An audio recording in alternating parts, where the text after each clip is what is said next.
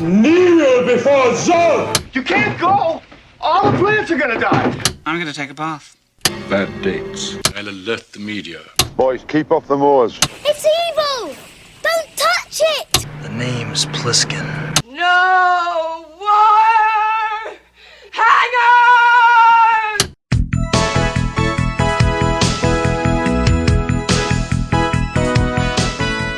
Welcome to Vintage Video, where we're rewatching the 80s so you don't have to. We'll be reviewing every major film release of the 1980s in chronological order, overanalyzing what you've seen and spoiling what you haven't. I'm Patrick O'Reilly. I'm Jesse Bayless. And I'm Richard Wells. And today we're discussing Condorman, released August 7th, 1981. It was written by Marc Stirdivant, suggested by the novel The Game of X by Robert Sheckley, with uncredited work from Mickey Rose, directed by Charles Jarrott, and released by Buena Vista Distribution. Well, that's suggested by I understand credit. it this time because you do? I read the book this week. So You read the book? I read the book this week. Oh, good Lord. I can't believe you invested more into this film. I do this kind of stuff for this podcast. I'm a very sacrificing person. In 1965, Hugo nominee Robert Sheckley's novel The Game of X was published, which tells the story of an everyman friend of an intelligence agent who is recruited to take part in a simple mission which evolves into the extraction of an important Russian defector.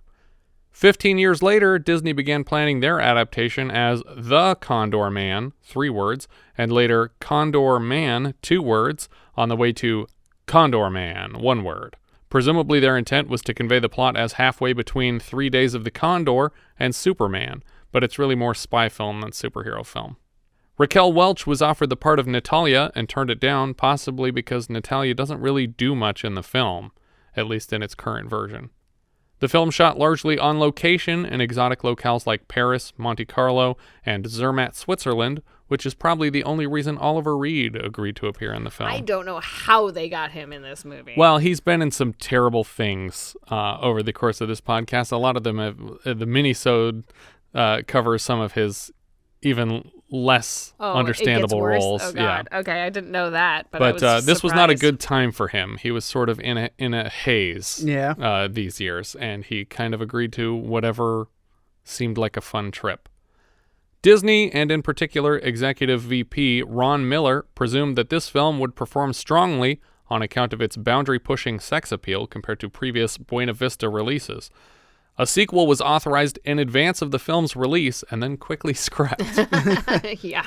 I was like, sex appeal for who? Ron Miller thought that Miss Carrera was the sexiest thing that had ever happened in a Disney movie. And he kept mentioning it to the press, and it's like, this is Disney. I guess it hadn't like solidified into a kids-only company yet. Yeah. But even at the time, they were known for their family-oriented stuff. And she's also not like especially seductive in this movie. Well, that's what I was going to say. I mean, like, she's an attractive woman, but she doesn't, there is no like sex appeal of this character aside from being an attractive woman. Right. She's not like scantily clad, I would say. No.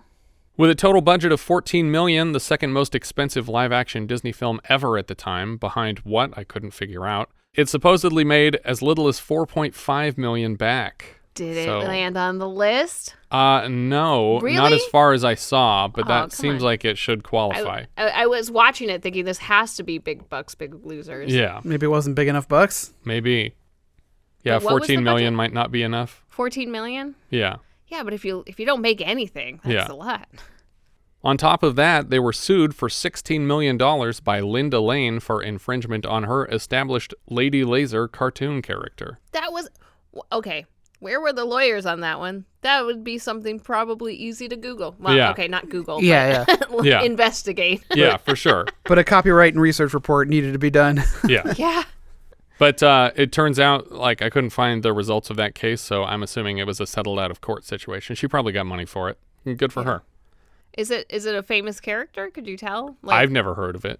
Like, I don't know for sure like that it ever even... Like the dude that, like, claimed Kung Fu Panda was his own and he drew it, like, after the fact? she had provable sketches and an existing copyright on this character in advance of the film's release.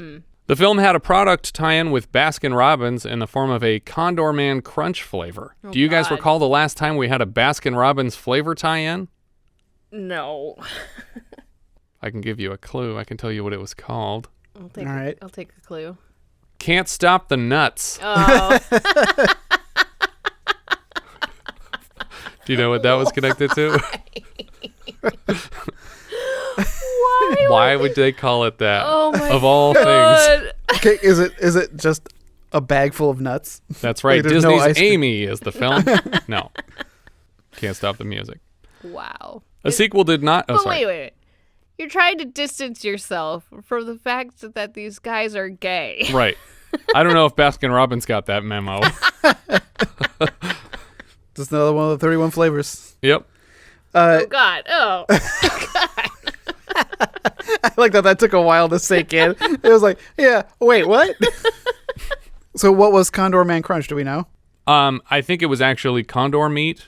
No, I have no idea. Which is why they're now extinct in Yeah. California. Aren't they our state bird? Yeah, or I think they're endangered. Have you ever seen one? A condor? I thought they Yeah. made a comeback.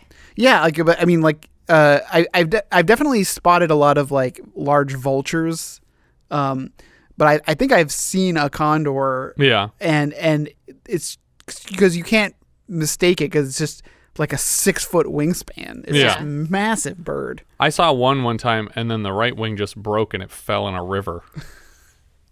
What are you talking about? This movie that we watched. Oh. We did watch it, right? I watched it, I watched it mostly. although I have to say I had a lot of issues watching it, Yeah. the technical issues. Okay. Yeah, that's what I was I had non-technical issues watching it. I was actually going to ask how the quality was for you. I mean, it's crap because it's a DVD. Yeah. But you had no problems. No stuttering or okay. anything like that. A sequel did come to fruition eventually in comic book form, but we'll discuss that bit at the end. It seems Disney didn't quite learn their lesson because 2 years later, they released another spy parody, Trench Coat, starring Margot Kidder and Robert Hayes, which performed similarly dreadfully.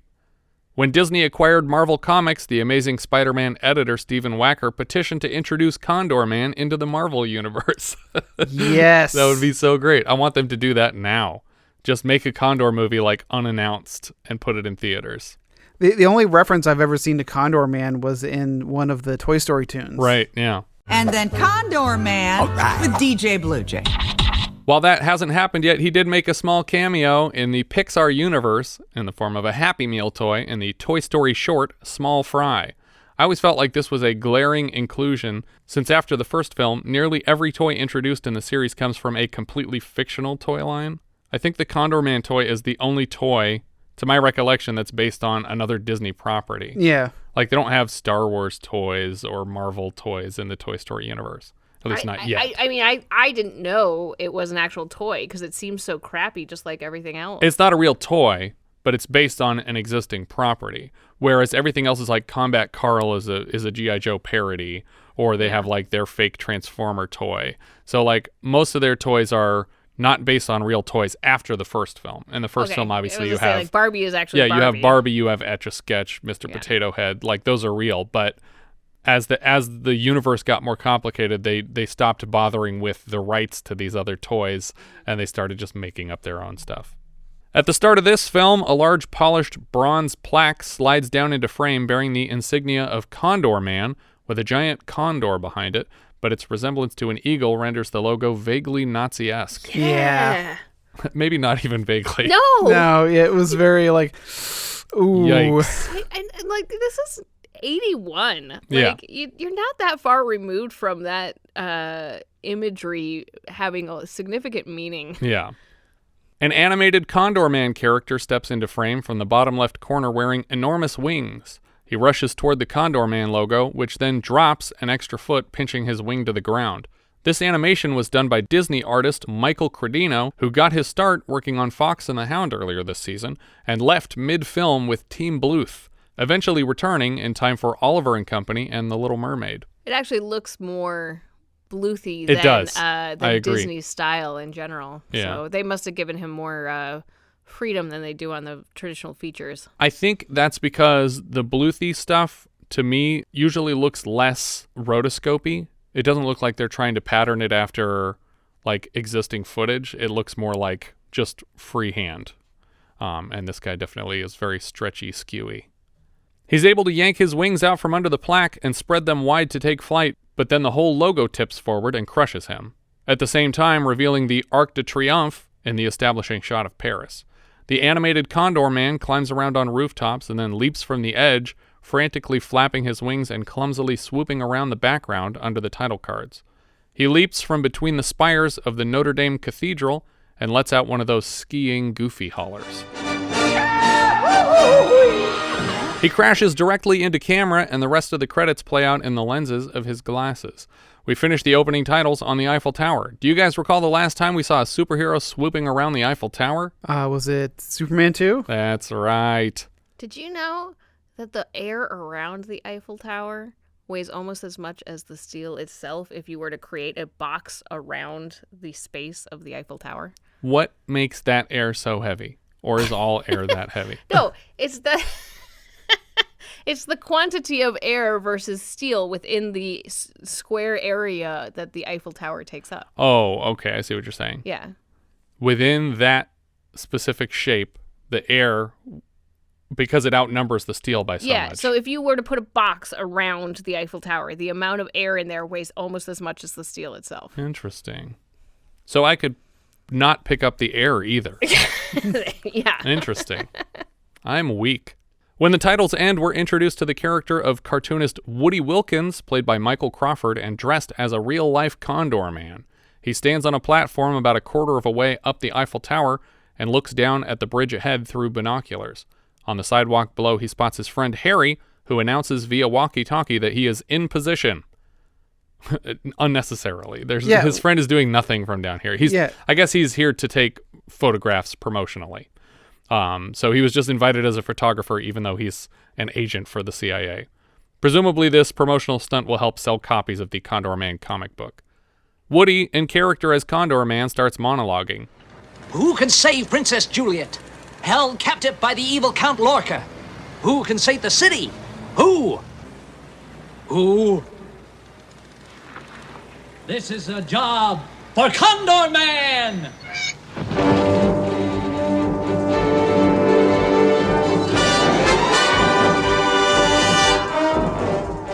His costume is a shitty graphic tee and a yellow thermal with goggles. That's all he's wearing. It just looks like he just found this at a local store and put it on. That's his full costume. Do you remember the last time somebody found some random articles of clothing and made a superhero costume out of it? No. What's the name of that movie? Hero at Large? Yeah, that's the one. He spreads his man-made wings wide and jumps off the tower, floating safely on the air for a moment until his right wing snaps and he falls into the River Seine. Colin Chilvers, the man responsible for Superman's flying effects in the Reeve films, also provided the effect for Condorman, even reusing the custom equipment from that film. As a result, the mold did not fit actor Michael Crawford correctly because Christopher Reeve is like 9 feet tall. They encountered more trouble when they underestimated the strength of the current in the river, and Crawford was quickly dragged 5 to 10 feet below the surface. Oh, Lord. He was fished out by a pair of lifeguards and offered to try again, but the director insisted on a stuntman for the final take. Michael Crawford was chosen for this role because of his stunt work on television, where he famously did all of his own stunts. He was sort of a Jackie Chan of a very physical comedy series on the BBC, and he wanted to bring that same work ethic to this film and do all of his own stunts, and he does most of them.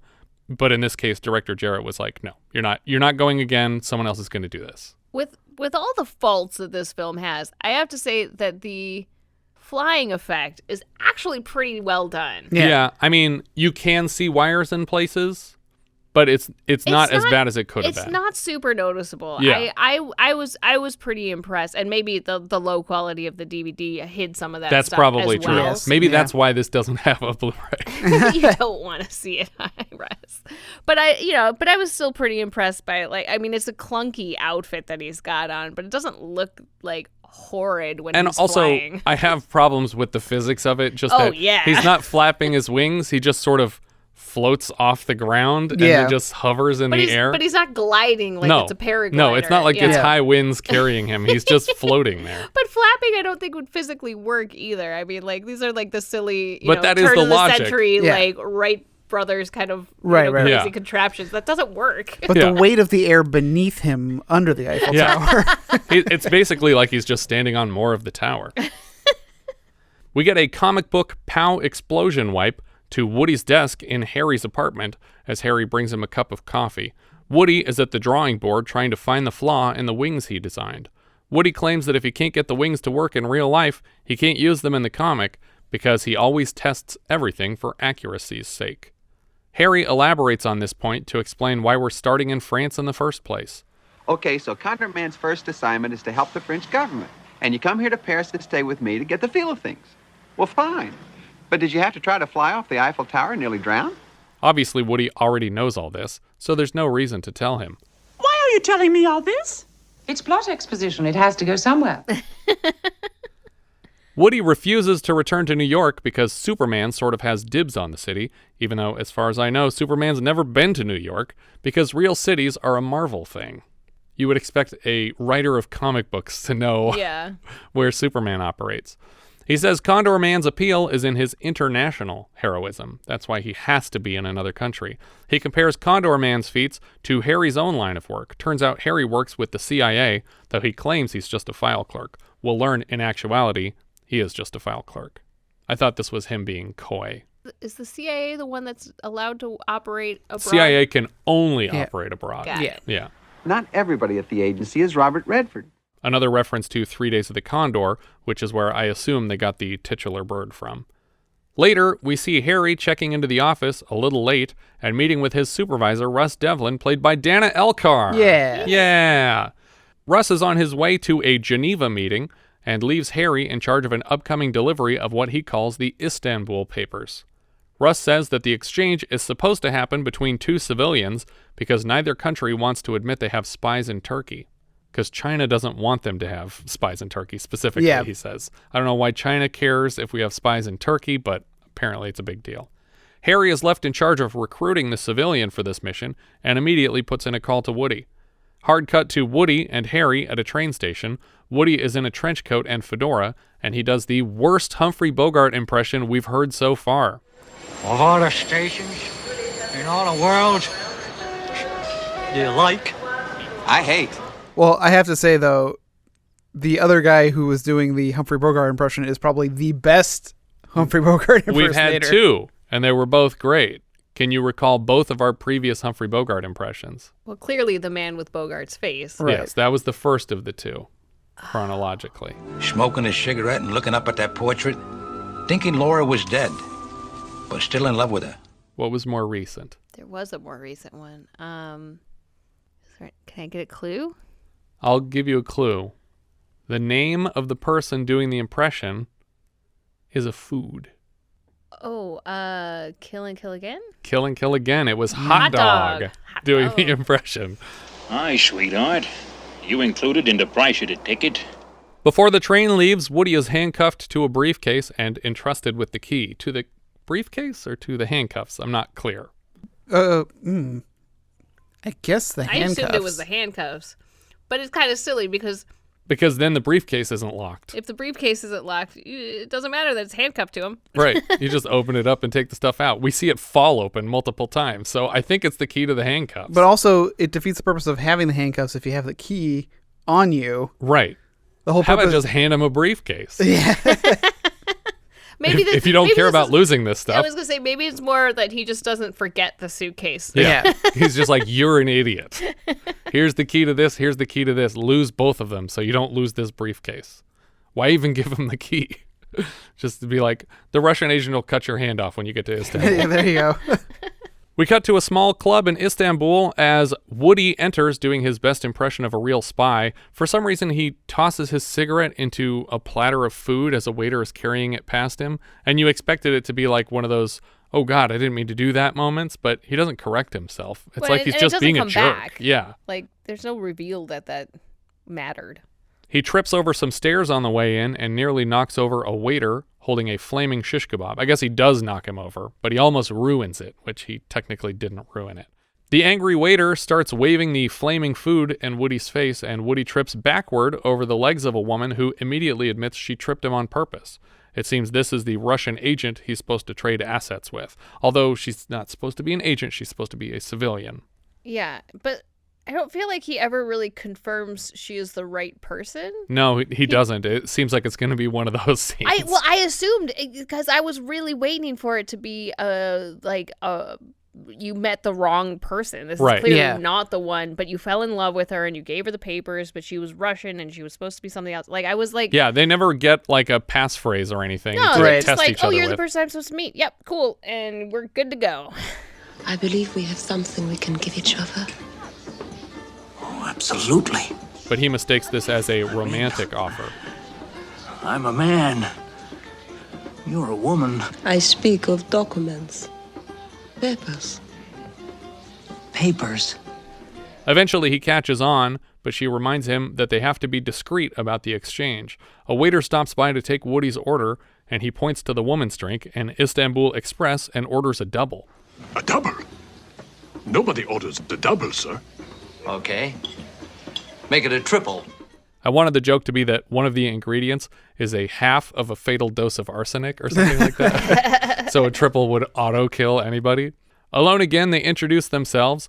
The woman is Natalia, and immediately Woody claims to be a top-level spy, even though the Russians specifically requested a civilian for this job, and he might have just sparked an international incident here. Doesn't he know that? He does. He doesn't care. He's just too excited about being here. And I think he actually thinks he is a spy now. I guess. Just by nature of being entrusted with this mission. The only reason he's there is because he's not a spy, so you'd think he wouldn't say that.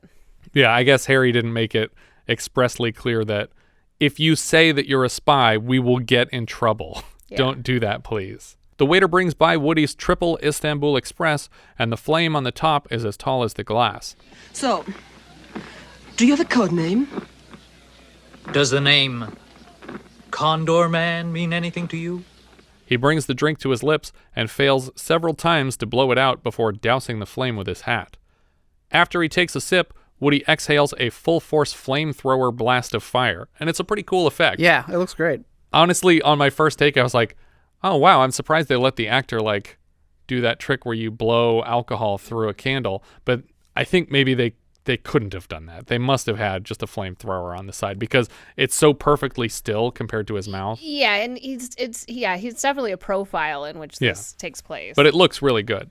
Natalia notices some shady agent characters in the club and makes a move to leave. Specifically, she notices a Chinese agent who then notifies the people who run this place that there are spies in the building and that they need to be eliminated. Woody offers to protect her and is quickly surrounded by angry gangsters. He tries to surrender to them, but in lifting his arms, he accidentally swings his briefcase to knock them out. It's a very drunken master moment as he continues to beat people unconscious, seemingly by accident. Yeah, I put that he Inspector Gadgets his way through this situation. Exactly. Yeah. And I like that conceptually. Like, I like that, drunken master Inspector Gadget type of humor that he's. But I needed that to continue throughout the whole film, and it did not. That's number one problem. Here's my next note. I really like the way they played this whole scene. It's smart physical comedy, but weirdly for the rest of the movie, he seems like a fully capable secret agent with no more clumsy powers. I wanted this to be like The Man Who Knew Too Little or something like that, where the whole time he's making an ass of himself, but also accidentally saving the day. Yeah. The book has a similar problem. We set this character up as kind of a goofy beginner, but from the second chapter on, he's basically just a James Bond type. In the last couple chapters of the book, he just intuits how to fly a plane with no experience, to the point that no one else in the whole cockpit notices that he's not a licensed pilot. He's just like, I looked over here and I saw this switch and I flipped it, and then I did this and then I did that and I held it up and the plane flew. It's like, okay, maybe it is that easy, but the whole point of this is supposed to be that you're an idiot who's never done this before. You should be doing it wrong a little bit. Back to the movie. One henchman throws a knife, which Woody catches in the briefcase, and then he tricks the same henchman into blasting himself in the face with steam from a cappuccino machine. Once Woody has defeated all the bad guys, he's reunited with Natalia and completes the exchange. But it's not really an exchange as much as it's a delivery, because Woody gets nothing in return. But it also doesn't really matter because weirdly Russ even said earlier that this wasn't an important mission. That's literally what he says as he's getting in the car. Right. What about the Istanbul papers? The exchange takes place the day after tomorrow. You can handle that, Harry. They're not important anyway. Before they part ways, he tries to tell her something serious, and she interrupts it with a big kiss on the lips before walking out. We cut to Moscow as snow falls on the city. Natalia returns to her apartment at night and is surprised to find Sergei Krokov, played by Oliver Reed, sitting in the shadows of her living room. He seems upset that she went to Istanbul for this exchange, and she says she went to test the Americans, who failed her challenge by sending an agent instead of a civilian. Who sent her there? She set this exchange up on her own? I think I was confused, but I think what we're supposed to think is that she's already trying to defect. Okay. And she probably would have defected to a civilian that she could manipulate. Okay. Because she is a professional agent. I thought she didn't decide to defect until she saw how capable Woody was in the bar in Istanbul. I think that's probably what scared her off, was that she thought he may have been an agent. Oh, okay. But in either case, this meeting here with Krokov makes it seem like he didn't know she left. Right, and he's mad at her. Yeah, and she wasn't supposed to come back. Right. Natalia says that this agent she met was so elite that there isn't even a file on the man. She mentions the only name she got from the agent, which was his code name, Condorman. Krokov admits that the man seems talented based on how many of the agents in the bar he was able to dispatch on his way out, but it made a scene on the global stage, and now China's upset because everybody knows that they have spies in Turkey. Apparently, Natalia was supposed to accompany Krokov to Monte Carlo to entertain Arab oil sheiks, but now he thinks that she needs a re-education to prove her loyalty. In his home office that night, Woody draws Natalia's face from memory, and we zoom out to reveal he's done many drawings already. Next, he designs a costume for her and invents the character of Laser Lady. We get a sort of crescent-shape clock wipe to the office of Russ Devlin, who wants Harry to explain who Condorman is. Now, why does Russ Devlin's office look like the Oval Office? At first I was like, hold on, where are we? What is happening? Because I thought he was the president all of a sudden. And also, was this radial wipe a year later? Because it had to be months at least. Because apparently he's had enough time to publish this comic book worldwide. Yeah. Well, it's not published yet, but he's written it and it's going to the printers. It comes out very soon. Yeah. Harry tries to explain that Condorman is a comic character and not a person in real life by comparing him to other comic characters like Donald Duck, Popeye, and Superman. Turns out the reason Russ is asking this question is because a Russian defector has requested Condorman specifically be assigned to their case, but Russ can't figure out who that even is. I want you to go through every file we've got and find out who has been using the code name Condorman. What's the matter? I think I know. It finally occurs to Harry what a monumental mistake it was to send Woody on the mission. The defector is codenamed the Bear, and Woody seems terrified. He pretends he's reluctant to assist this defector because he's so focused on his work, including characters like Gopher Boy, which sounds like a gender swap of Squirrel Girl, and Sponge Man, who is clearly a precursor to Miss Marvel. No, SpongeBob. More likely, he's just spooked by the codename The Bear. Apparently, he's already a week away from publishing the first Laser Lady comic. Perry points out that Condorman can never be a spy if Woody doesn't agree to this mission and test out the physics of the plot himself.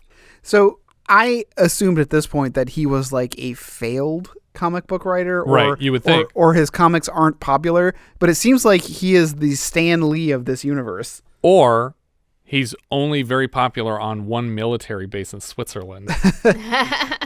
While Harry tries to convince Woody, we see Russ do a double take at a sketch of Natalia, aka Laser Lady.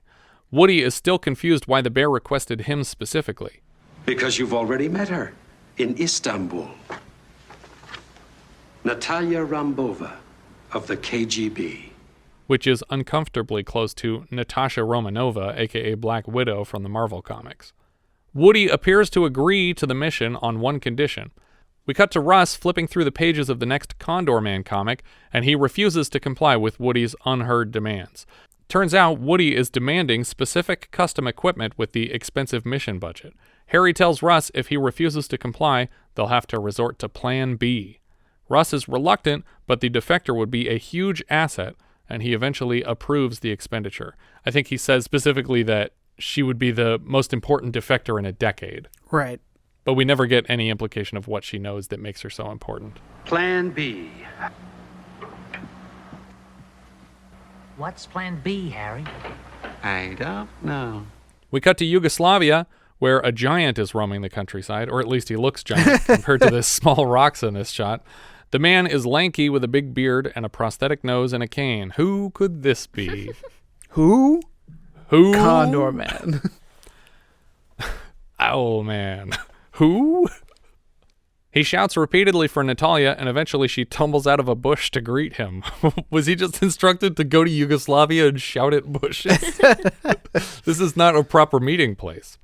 They're quickly intercepted by a pair of Russian agents and ordered to hand over their weapons, but Woody claims that guns are against his moral code. Do you remember the last time a subordinate of Dana Elcar claimed that guns were against his moral code? The last time or the next time? The next time. Do you remember the next time? I'll give you a clue. It's the A-Team. No, it's MacGyver. You don't use guns, MacGyver. You hate them.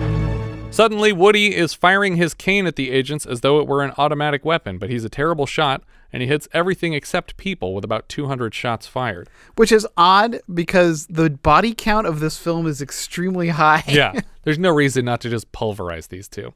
When the smoke clears, one of the two agents leaps for Woody, and Woody cracks him over the head with the cane. The other agent is weirdly quiet after the hailstorm of bullets. Maybe the filmmakers decided to cut the shot of his bleeding corpse from the scene. They both leave the area and head for Woody's Romany van in their Romany costumes, which is not the word they used to describe them. We cut to a mansion in Monte Carlo as Krokov arrives home. He receives word on the failed ambush and authorizes activation of the Proknoviach and puts Morovich in charge of them. We see Morovich accept the assignment and then turn to camera to reveal a glistening silver eye. You think it's a contact lens? Yes, I'm certain it is. Yeah, I mean, it looks pretty good. Yeah, it looks pretty good, and it also disappears halfway through the film, which is what makes me think it's a contact lens. There you go. I don't have any specific behind-the-scenes information. I didn't think he actually had like a metal eye. No, for sure, but after a few scenes, it's suddenly an eye patch, and I feel like it was like, I'm not going to fucking put this on anymore. Well, that's what I was going to say is like, I'm surprised because in 1981, contact lenses were probably not... I mean, they were still probably made of glass at that point. I don't know what they were made of, but I do recall in our Scanners review that Michael Ironside had to wear contact lenses that were just white for the final scene, and that he needed literally cornea surgery at the end of the movie because they scratched his eyeballs. Yeah, it must have been ridiculously uncomfortable. Yeah. We cut to a marketplace in Polovnia, Yugoslavia. The entire bustling square goes dead quiet when they hear car engines on the horizon. When they confirm by sight that it's the Proknoviach, they all run for cover, not wanting to be caught in the street by the KGB's elite squad of modified Porsches. A kid peeks through the blinds to watch them pass through town, and Morovich snaps open his helmet to glare at the boy with his silver eye, scaring him away. The cars split up to search town as Natalia and Woody arrive, and she is instantly suspicious of the silence. The cars follow them, zigzagging down a mountain road, when Woody finally spots them in his rear view, and it's game time. We cannot outrun them in this old truck. You have a point there. Woody flips a switch, and the cab lowers out of the truck and into the Condormobile, which blasts out of the false shell of a truck, which is then left blocking the road. The Condormobile is a modified Nova Sterling kit car, further modified by the CIA to include lasers, rockets for added speed, and other toys.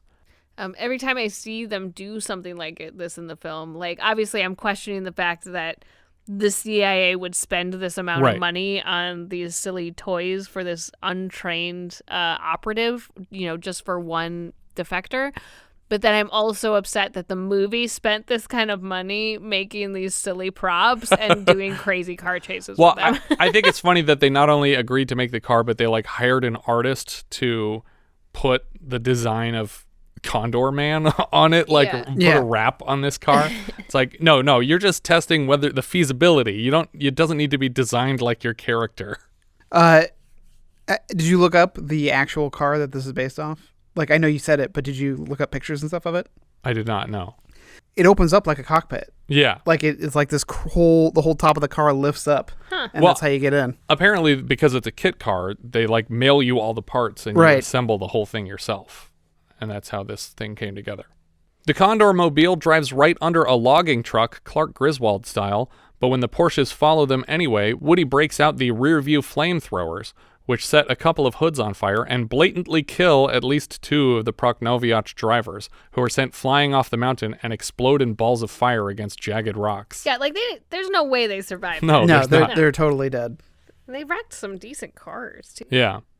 I mean, this whole group is all Porsches. Yeah. And they're like driving it down a rocky mountain and then crashing into like a 30-degree angle. The villain cars decide to come at Woody from both sides simultaneously, so Woody flips a switch to engage a ramp on the front of the Condormobile, which redirects the head-on collision, flying into the side of the car behind him, totaling them both. The only surviving bad guy car is Morovich's, and he quickly catches up with Woody. When he snaps open his helmet again, Natalia recognizes him as Morovich. They speed through the narrow streets of a small town, occasionally colliding with each other. The Condormobile makes its way to a dock and blasts full speed off the end of it into a lake. Morovich skids to a stop, but the Condormobile transforms into a speedboat and makes a clean getaway. Krokov is livid to learn from Morovich that Natalia has escaped with Woody.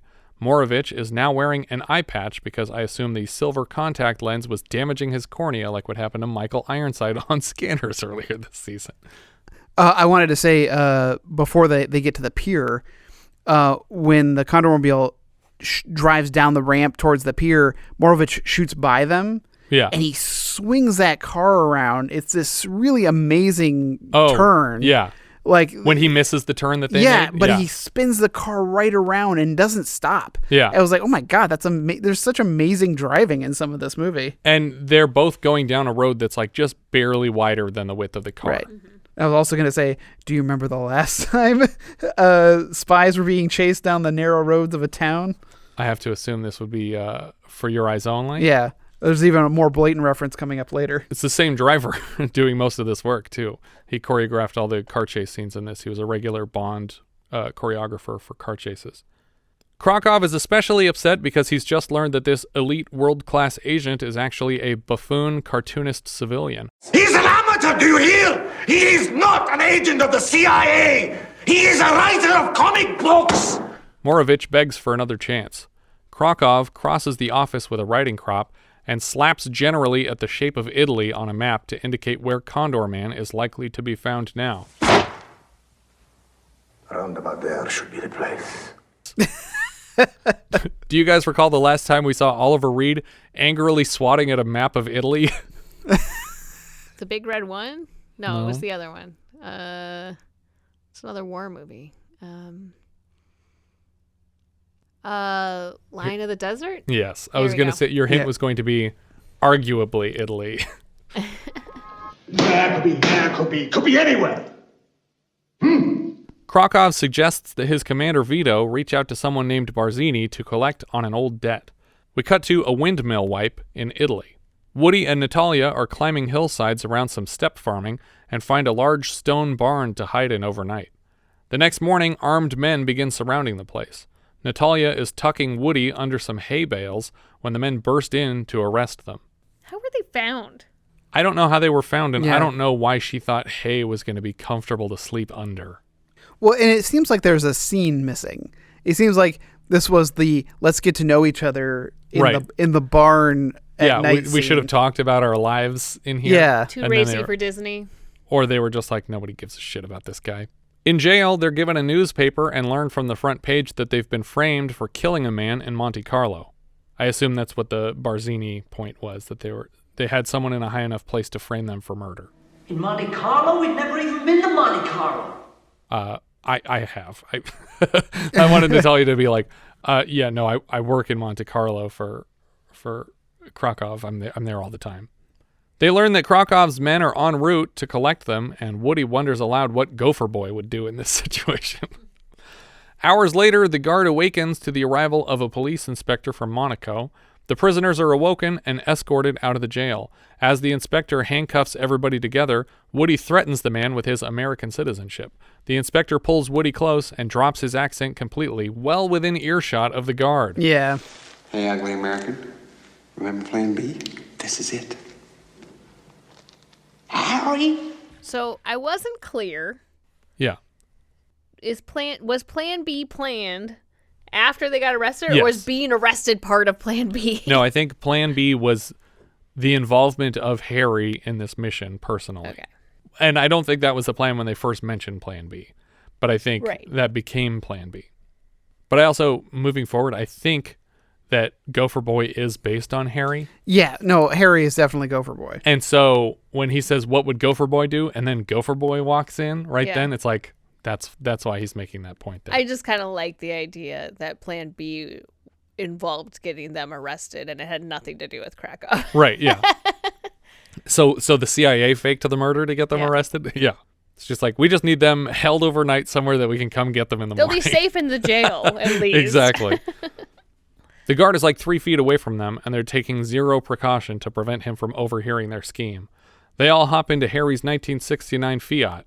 As they wedge into the back seat, Woody asks if Russ knows about the plan, and Harry implies that they borrowed the plan from one of his comic books, specifically Bazooka Boy Meets Hannibal Smith.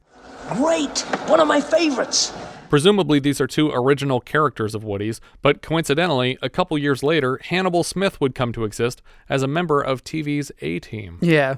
On their way out of town, they're spotted by Morovich and slam it into reverse. Morovich and his men give chase. They hop out of the Fiat and accidentally join a bridal party en route to a wedding. They take a seat with the family in the church just as Morovich and his men sneak in from the back. Natalia stands and objects to the wedding to draw the attention of the crowd and to cause chaos so they can escape. Unfortunately, she basically has to ruin this guy's life by claiming that he's married to her with several children at home. Come home, Pietro, please. For the sake of the children. You are lying. She's nothing but a liar. She's crazy. I wish I was. When the groom tries to fight Natalia over her accusations, she points to her uncle Luigi, Morovich, and says that Morovich won't let Pietro hurt her. Morovich punches the groom, and the entire family joins the fight to avenge him. Natalia, Harry, and Woody sneak out the side while everyone else fights with each other, including like 2 old ladies who were presumably came to this wedding together on the same team. Maybe they're from each side of the family and they've been threatening to fight all day. We cut to the office of Krokov, where he is reading samples of Woody's work. Right now he's looking at an amazing Bazooka Boy comic, while Morovich tries to predict Woody's next move on a map of the Alps. Krokov explains to Morovich that every move Woody has made or will make can be found in the pages of his comic books. Here is a truck that turns into a racing car. Here, a car that turns into a hovercraft.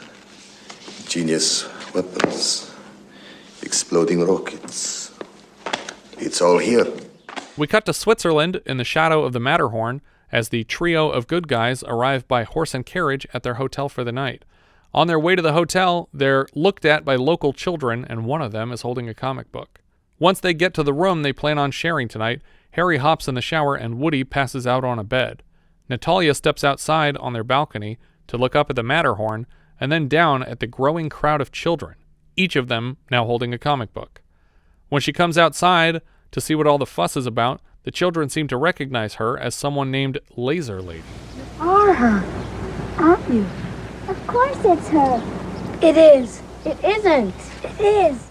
Natalia recognizes herself in Woody's illustration, and more importantly, she recognizes his name on the cover as the publisher of these comics, Woodrow Wilkins Publications. I don't think, these drawings are pretty simplistic. Yeah. I don't know that anybody would look at that and be like, well, that's definitely you. Yeah. But maybe this hairstyle is unique in this part of the world, and she is still wearing it the way the girl on the cover is wearing it. Yeah, but it's still, I feel like that's such a leap for a kid to be like, this is definitely you. Here's what I think happened. I think Woody sold all these comics on their way up to the hotel. And they're like, well, she's with the guy who sold these to us, so she's probably Laser Lady. They're clearly sold around the world if Krokov has them. No, he's only sold 18 copies, and they're all to these kids who speak English in Switzerland. Harry steps outside to check on Natalia, claiming he just jumped out of the shower, but his hair is bone dry. She wants to know who Harry plays in the comics. Harry, who are you? What do you mean? Woody is Condorman. I am Laser Lady. Who are you? How'd you find out? He's obviously Gopher Boy, but he doesn't feel like answering her, and they take a walk. Maybe he's embarrassed about being Gopher Boy. That night, Woody and Natalia dance at a nearby restaurant, and Harry seems to have made an Italian girlfriend. Natalia seems to be coming to terms with her feelings for Woody. Italian girlfriend or Swiss girlfriend? It sounds like she's speaking Italian. I don't know Swiss, but it doesn't sound like that chef character to me. Does he speak Swiss or Swedish? Swedish. There's like Swiss, German, but there's also obviously a lot of Italian because they're right there on the border. Natalia seems to be coming to terms with her feelings for Woody and reads off a list of things that he said she would enjoy in America. She tells him she would like the ability to call him and invite him over. And say, come over and be democratic with me. I'll bring the dip if you bring the Dostoevsky. That's a yes. Later, we see the three of them climbing the mountains, and Woody is wearing all white and red with blonde curly hair looking almost exactly like William Catt from Greatest American Hero. He leads Harry and Natalia to a nearby ski lift and finds boxes left behind by Russ containing his personal ski lift device, which is rocket-powered and can be operated even if the ski lift is turned off by actually climbing the wire with an engine. Harry admits that he's afraid of heights, so Woody offers to ride with him to the top.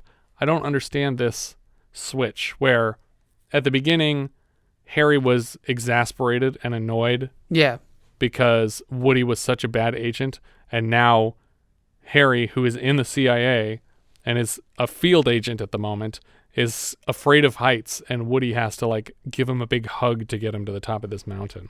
Also, why didn't they have three yeah, there's only two of these things, so it's like we were going to have to double up anyway. Are they tied to these things? For the production?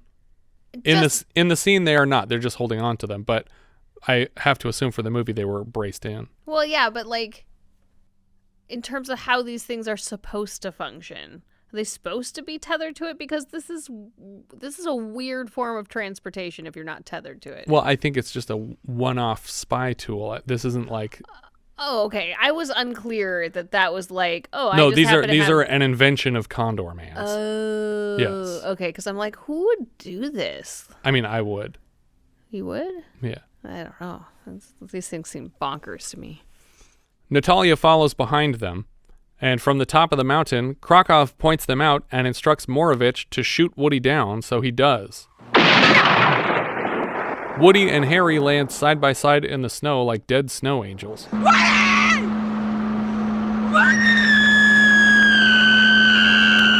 Natalia screams and notices too late that Krokov's men are waiting for her at the top of the mountain. Krokov flies Natalia away in a helicopter, and they swoop over the bodies of her friends to make certain they haven't moved. A point on IMDb trivia claims that Oliver Reed wanted to get an authentic scared reaction from her and pretended to push her out of the helicopter here, but as with most helicopter inserts involving the major cast, it's clear that the helicopter is actually stationary on the ground, so I have to assume this is a made-up factoid where someone was just so impressed by the acting that they were like, that was real. I'm going to go tell IMDb it was real. Maybe Oliver Reed just wanted to get a reaction just by... I'm just going to aggressively grab you. Yeah, and you didn't expect it. That might have been the point, that he's just shoving her around and she's pissed off about it. But she never seems to break character in this moment to me. Once the chopper is left, Woody and Harry sit up from their holes. We cut back to Monte Carlo with an establishing shot, and by mistake, I think, we don't get a location title card for it.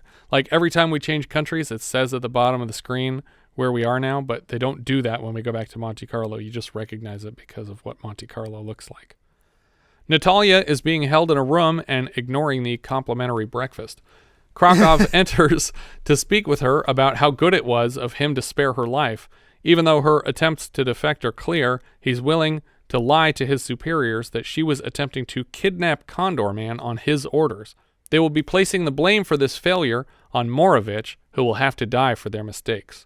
Natalia is somehow allowed again to play hostess to Krokov's oil baron friends. He tells Natalia there's no use in trying to escape because this property is an impregnable fortress. And if you have any design on escape, this comfortable villa is an impregnable fortress. Do you guys remember the last time someone called a building an impregnable fortress? Oh, that one on the side of the cliff? No. Was it Kagemusha? I'll give you a clue. Peter Ustinov is the one who called it an impregnable fortress. The Great Muppet Caper. Yeah, that's correct. It's at the Mallory Gallery, a virtually impregnable fortress, many miles from here. Natalia's job at tomorrow's party is to keep the oil ministers happy and appearing happy herself. Back at the Matterhorn Hotel, Harry informs Woody that Natalia is in Monte Carlo with Krokov. Woody is already planning a rescue mission, but Harry says that they've been taken off the case. I can't go back. Not without Natalia. I love her, Harry. I know. Woody begs for 2 more days to rescue his girlfriend. For some reason, he's still allowed to use the company credit card to order ridiculous inventions, even after being taken off the case. We cut to the Grand Casino in Monte Carlo, and it looks like that building that Loki broke into with another dude's eyeball. Just as Krokov enters the casino, he is passed by a sheik receiving a standing ovation from the crowd. He's being followed by dozens of servants carrying briefcases, presumably full of cash. What happened?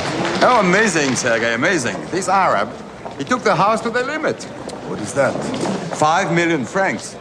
So, spoiler alert, this is Woody pretending to be a sheik character. Yeah. He's been taken off the case, but they gave him enough money to win 5 million francs at this casino and like 60 extras to play his bearers to bring all these briefcases of money out of the casino. Or they pay the casino to pretend that he did that. But these people standing around at the casino would know if he didn't just win this money. Right. Yeah, that's all really weird. I guess I never thought about that. That he would have actually had to win that money to make that scene work. Yeah, because otherwise, at least one of these people would have been like, no, that's not what happened, Krokov.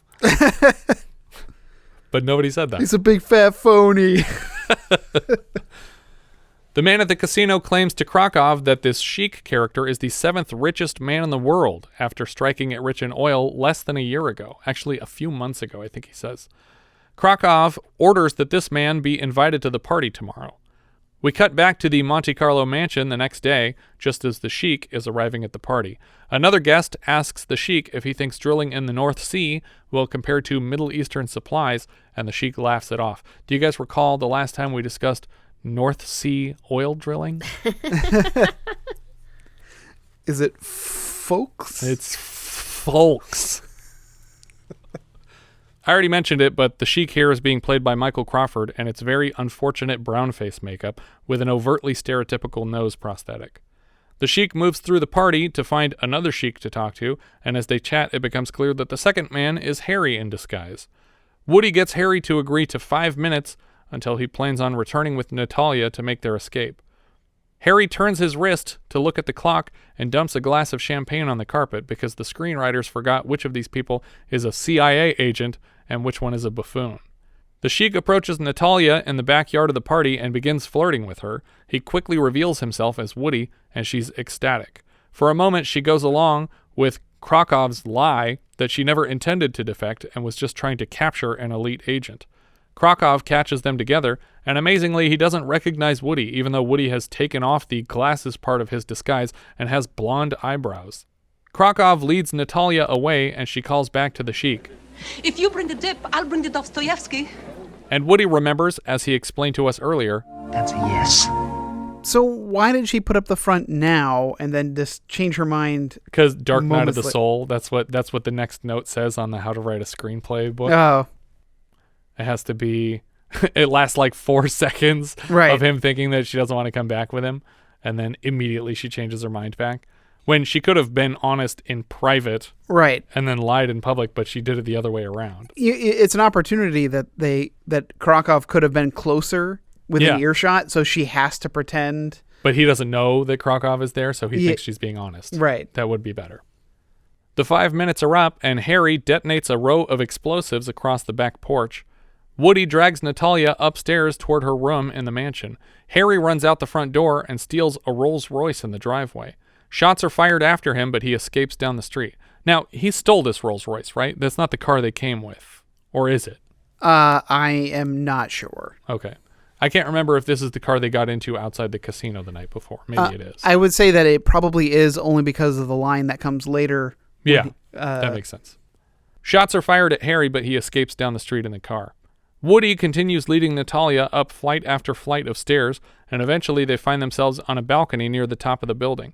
Woody whips off his chic costume to reveal that he's been in the Condorman outfit under it this entire time. Wings and all. And while you think it might be a better-looking Condorman outfit than what he had at the beginning of the film, you'd be wrong. It looks just as shitty, except now he has yellow gloves and his yellow mask comes with a bird beak. But the rest of it still looks like pajamas for some reason. He spreads his Condorman wings wide and invites her to jump with him to safety. He tells her to climb onto his back so they can fly together. Again, Krokov and Morovich fire on them, but nobody hits anybody.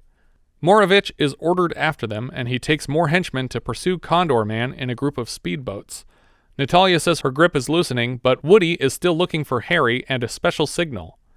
Harry drives the Rolls-Royce right out onto the docks and gives it an affectionate tap as he climbs out. The Rolls-Royce continues moving forward toward the water, and Harry makes a half-assed attempt to stop it.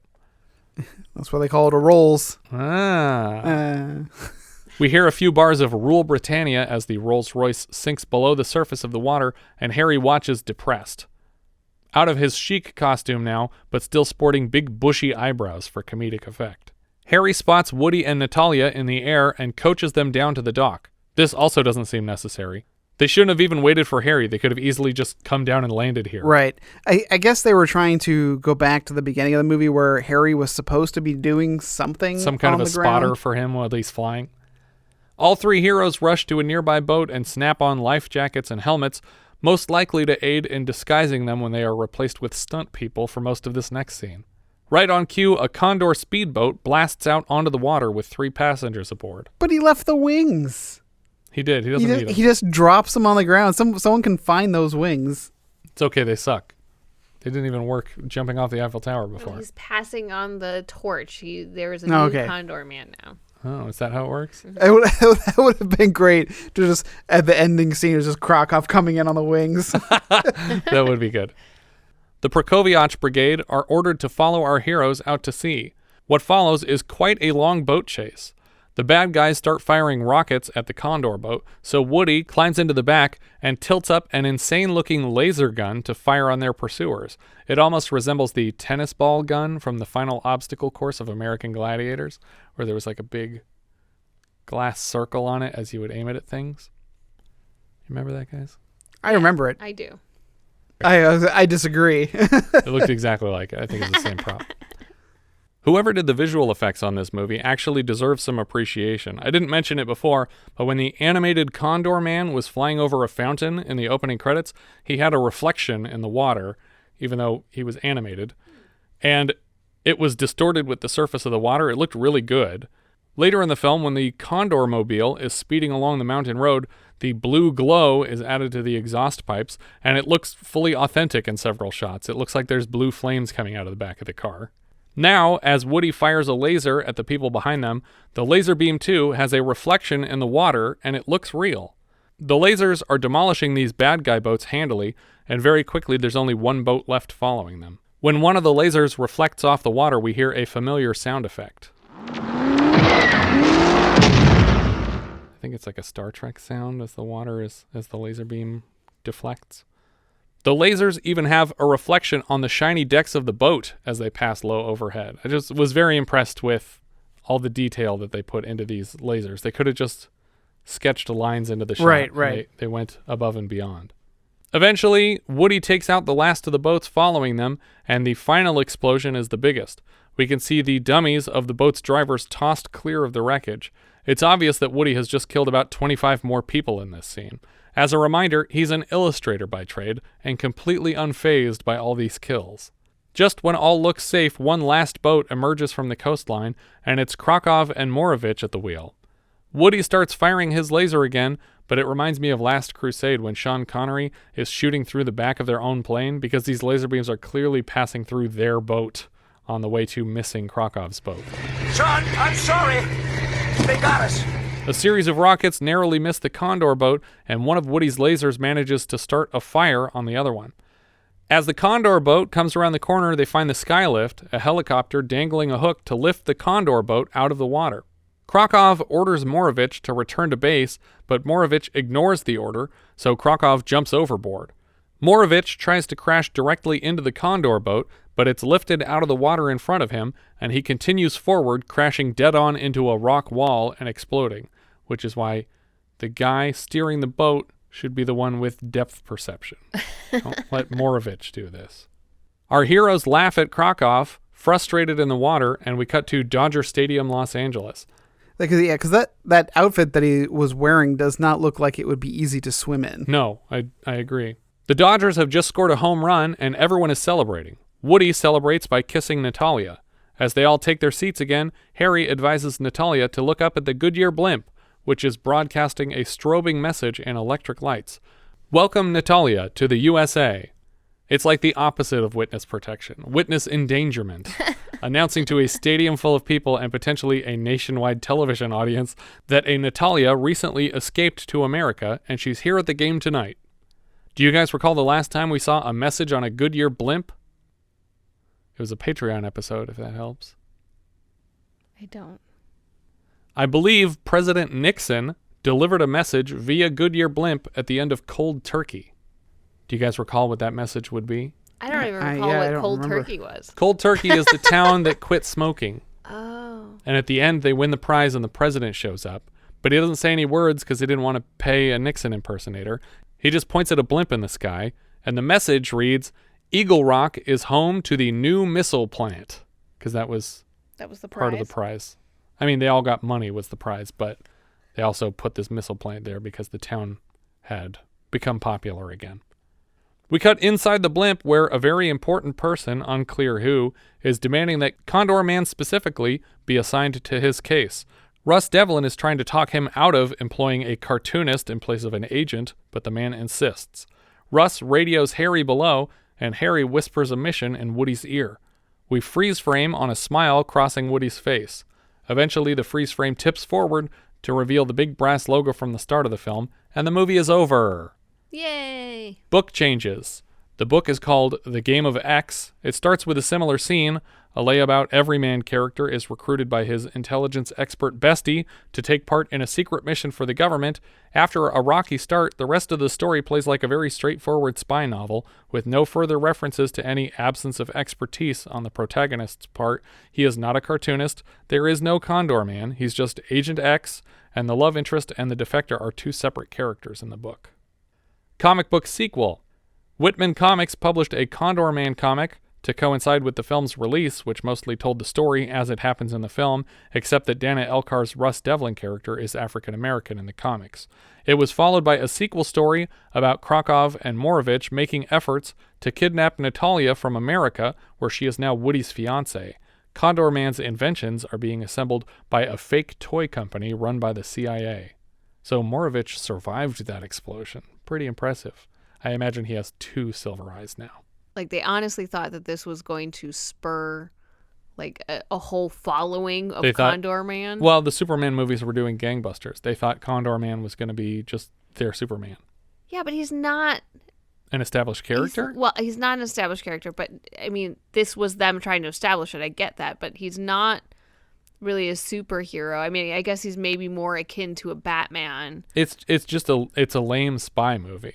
There's almost no superhero element to it But at I all. also don't find this movie very appealing to kids. I agree. Because I feel like spy movies specifically are more geared towards adults because, you know, the intrigue. Like, it's not as actiony and goofy or fun or... The only thing I think appeals to the kids is the, like, Rocky and Bullwinkle-esque nature of the violence, which is that...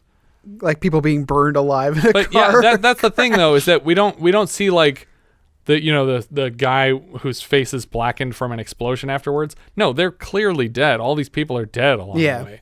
Nobody survived something that should have killed a person on screen. Yeah. I think that I would have liked an Inspector Gadget-esque movie where he's bumbling through but somehow getting the job done. Right. Like Nude Bomb style. Yeah. Because, even Maxwell Smart isn't a great agent. Right. But I still believe in him to get the job done. Yeah. Because he's a professional. But the fact that he's not a professional spy, and I was like, okay, so that's how this is gonna be. He's gonna be goofy and yeah. But then he's like super capable. I wanted more of these like Jackie Chan fights where it's like it looks like he's doing stuff on accident and it's just taking everybody out, and he's just as shocked as we are. Yeah. But I think if you did the Inspector Gadget, it would be more appealing to kids. Yeah, like, you could have, you could even have like a Penny-esque character, right? Yeah, for the kids to like kind of latch onto. But in this movie, Condorman, the Disney film Condorman, the titular hero kills more people than James Bond did in his last outing. Like, it's very strange that they're just letting him murder all these people. But and there's so much opportunity, I think, because the CIA actually like fulfills his request for these cars and boats and whatnot. I'm like, you could have put the ridiculous gadgets in them, but they really weren't very weird. It's just like, no, it's a car and it's got a weapon on it. And half the time the weapon on his vehicle was a laser because it requires zero props during production. It's literally just you just need a gun that's basically just a lever that you point at things. There was so much missed opportunity though, because it could have been be like, oh, it was just like in this one in this one issue where I did this, that, or the other thing, and there were these crazy robot arms that came out and like grabbed the guy behind me. Like, you're missing the opportunity to have those silly like realizations that connect it back to fantasy. Yeah, and we also, aside from Laser Lady, don't see him incorporating what they're doing into his comic work, which I feel like they could have, instead of having their downtime be at some club in Switzerland, it could have been him sketching things at their hotel room from their adventures that day. Like, just involve the comic book artist part of it more on both sides, that the comic books are inspiring the action and that the action is inspiring the comic like books. Peter Parker takes his own photographs, right? Exactly. But I don't like this movie. I won't watch it again. No, it was awful. It was a big thumbs down. I think it could have been really funny.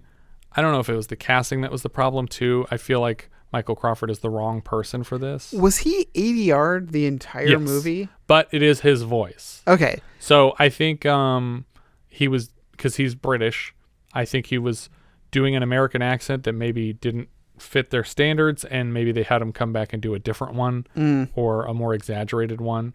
And so he is ADR'd for most of the film. Yeah. Because when I was looking him up, to get more information about him, I was like, wait, who is he in WALL-E? Oh yeah. So I was like, oh, okay, I get it. That now. makes more sense. Who was he in WALL-E? We'll see. We haven't gotten to that part yet. Okay, all right. Thumbs down. Thumbs down. Yeah, it's a thumbs down. I was really excited to see this because I only had memories of the car and the wingsuit, and so I thought that was going to play much more into this film than it did. You know what? It's funny because the characters in this movie that I like are Oliver Reed, because I almost always like Oliver Reed, and the Harry character. Yeah. The James Hampton guy. Those are the people that I actually like enjoyed the performances from. But Michael Crawford, like, it was so inconsistent that I couldn't really latch onto his character. And also there's no personality. There's no background to it. It's literally just action, action, action, and we never get a feel for who he is as a human being. Like, I feel like we know Natalia better than we know him at the end of this movie. I think that another movie that does this kind of concept but does it better is Romancing the Stone. Sure. Where she's drawing on her book knowledge of the stories, the made-up stories that she wrote, to go, this is just like what happened in ... I know how to help handle this situation. Right. And in that case also, at the end of the film, we see the adventures she's gone on inspiring her next novel. Right.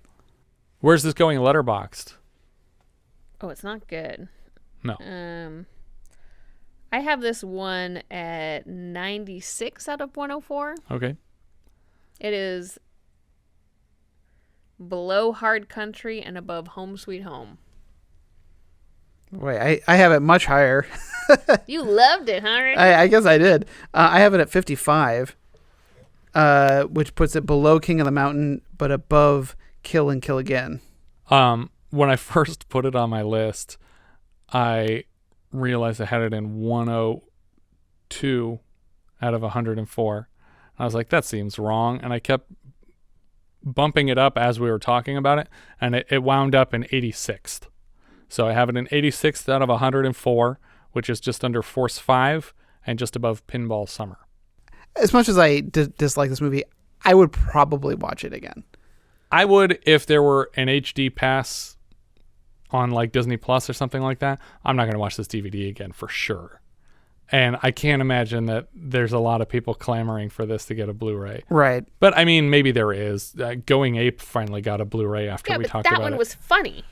Right. But I just mean these movies that I've heard more people talk about Condorman than I have heard about Going Ape. Yeah, well. And somehow Going Ape made it to Blu-ray first. To be fair, most of those people are me. That's true.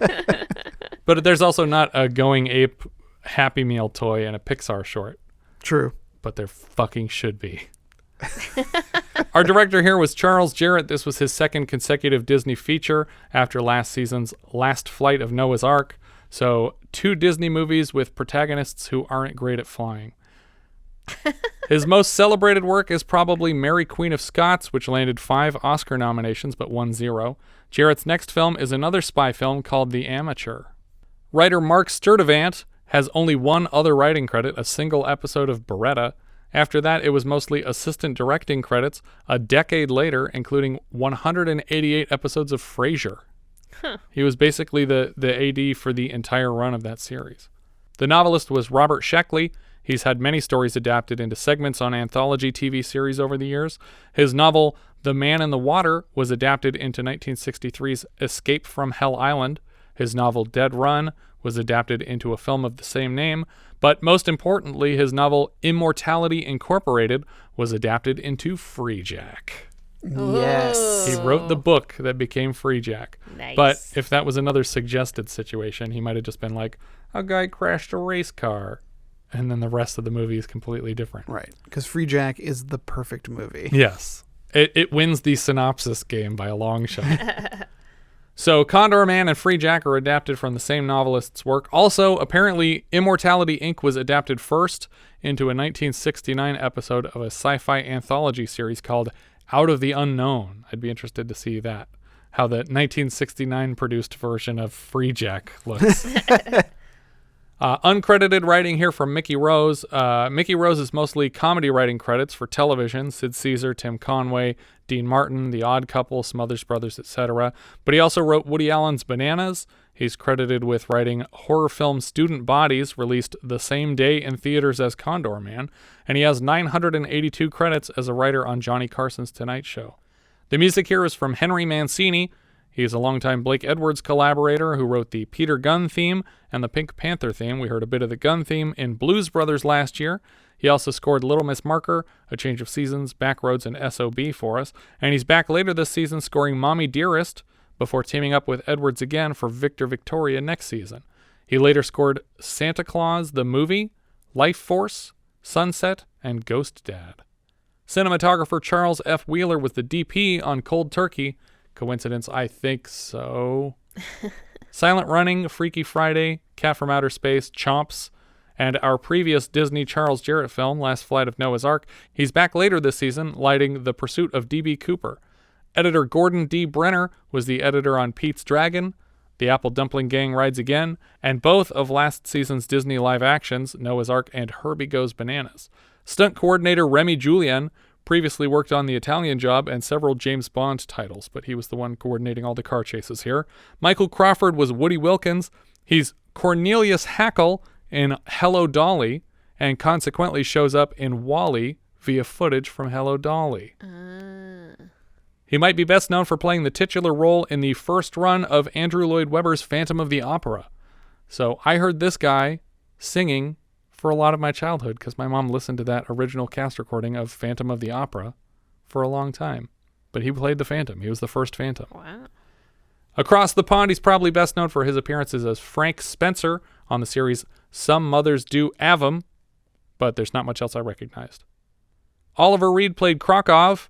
He previously appeared with Michael Crawford in Michael Winner's The Jokers, where they play sibling jewel thieves who set about stealing the crown jewels because they want to be famous, not because they want the jewels, which sounds like it could be a fun movie. But they played brothers before this. He appeared earlier this season in the dual role of Dr. Heckle and Mr. Hype. We've also seen him in Lion of the Desert. He was in The Devils, which lost our Patreon poll for that month. He's also in Burnt Offerings, The Who's Tommy. I always think of him as Bill Sykes in 1968's Oliver, which played on loop in our house growing up. My favorite from him has to be Vulcan from Terry Gilliam's The Adventures of Baron Munchausen. Yeah. And his famous last role from Gladiator. Right. Which he died during the production. Right. I guess he literally died in a drinking contest with a bunch of sailors. That's how he died. Huh. He went to a bar during a break in the production, and he drank, I think they said his bar tab was something like $490, and he drank all these sailors under the table, beat a bunch of them in arm wrestling competitions, and then he died of a heart attack. Jesus. There in the bar. I mean, that's probably where he wanted to go anyway. But I love that he got such a great role in Baron Munchausen toward the end of his career, because if you saw this, you would think this guy was probably about to not be in much more things, and he got to, that's probably my favorite performance from him.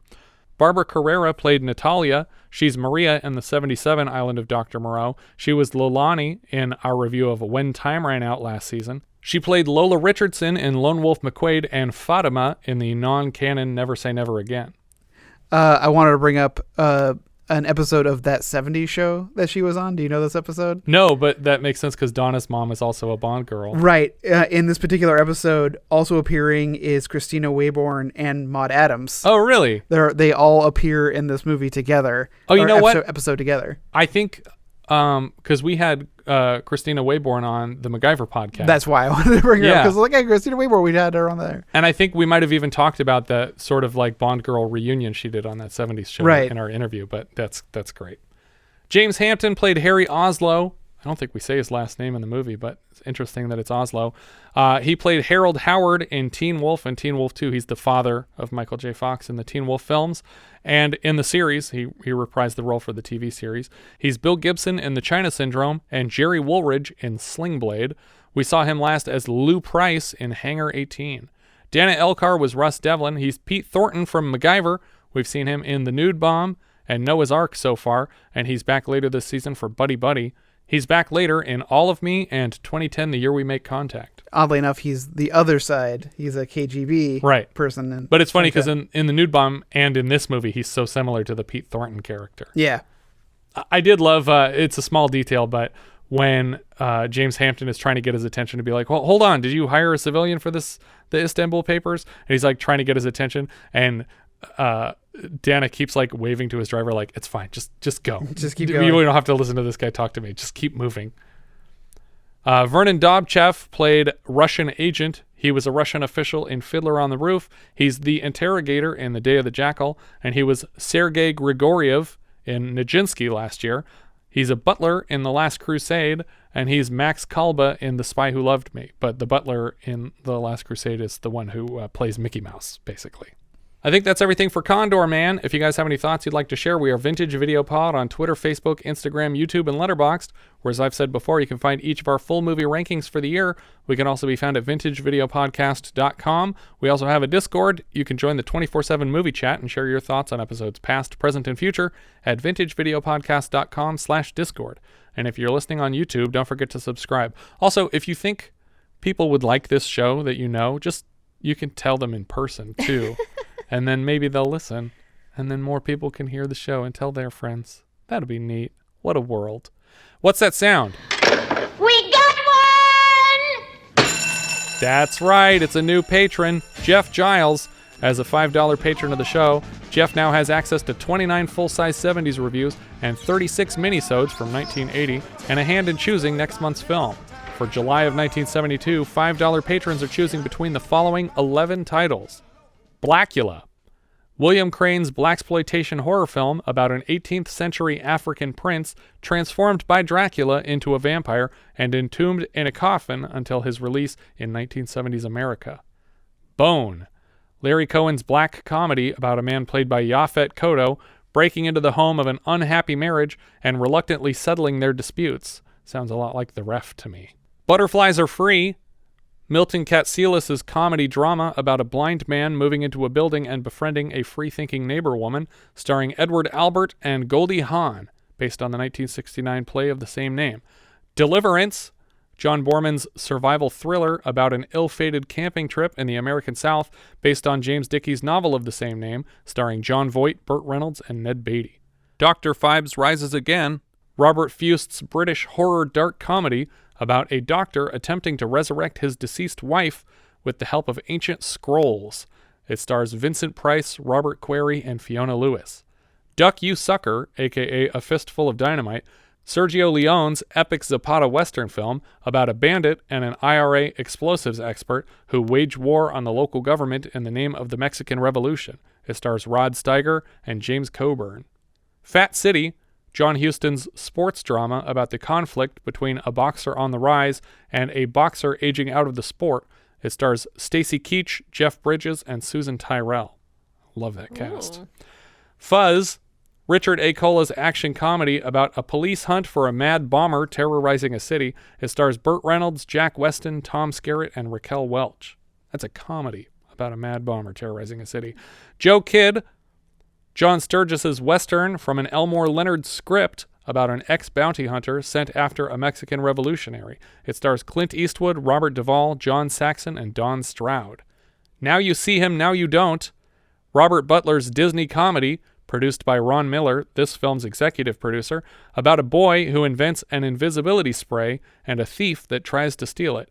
It's the second installment in a Kurt Russell-led trilogy that begins with The Computer Wore Tennis Shoes and ends with The Strongest Man in the World. And finally, The Thing with Two Heads. From the screenwriter of The Two-Headed Transplant comes a second consecutive adventure about a man's head being involuntarily transplanted onto the shoulders of a criminal.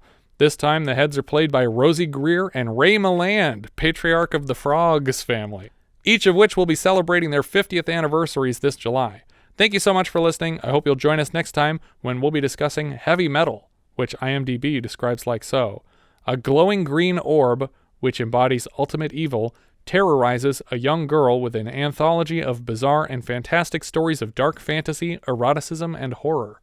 We leave you now with a trailer for Heavy Metal. Columbia Pictures presents Heavy Metal. A trip beyond the future to a universe you've never seen before. A universe of mystery. A universe of passionate fantasies. A universe of terrifying evil. A universe of magic. Heavy Metal.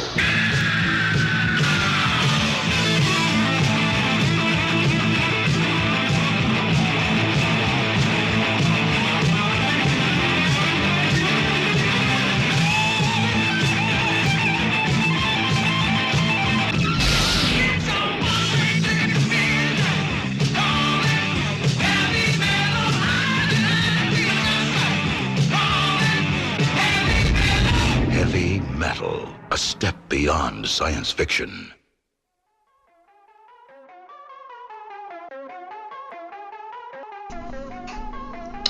This is Cult Connections, the show that finds the links between all kinds of film, TV, books, and more. From cult classics to major blockbusters, we have everything covered. So if you want to hear about the evolution of the zombie film, the different ways the world's most famous superhero appears on screen, or what links Star Trek, a puppet show, and a teenager who can manipulate time, amongst many other topics, then come and join us at Cult Connections.